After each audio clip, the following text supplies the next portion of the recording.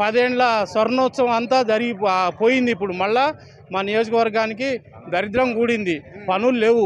అప్పుడు దయాకర్రావు గారు ఉన్నప్పుడు శాంక్షన్ చేసిన పనులే సగం సగం ఆపేసిండ్రు, అవి అట్లే ఉన్నాయి. ఇప్పటికీ తొర్రూరులో ఉన్న రోడ్లే చూడండి, మీరు కంకర్లు పరిచి వదిలిపెట్టేశారు. మా దగ్గర Torrur to Charlapalem to Pattepuram double road sanction Charlapalem దాకానే వేశారు, అది కూడా ఆపేశారు. తర్వాత చర్లాపాలెం నుంచి పామాయిల్ తోట దాకా పరిప్రాల డబల్ రోడ్ అది ఆగిపోయింది. ఏ పని జరగట్లేదు, అసంపూర్తిగా ఉన్నాయి.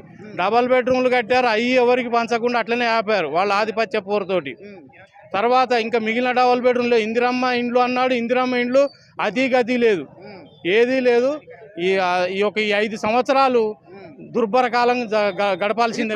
పాలన కాదంటారు, ప్రజా కంటక పాలన. ఇది ప్రజాపాలన కాదు, ప్రజా కంటక పాలన. ఈ 5 సంవత్సరాలు కృష్ణారామాన్ని గడుపుకోవాల్సిందే ఇక మేము.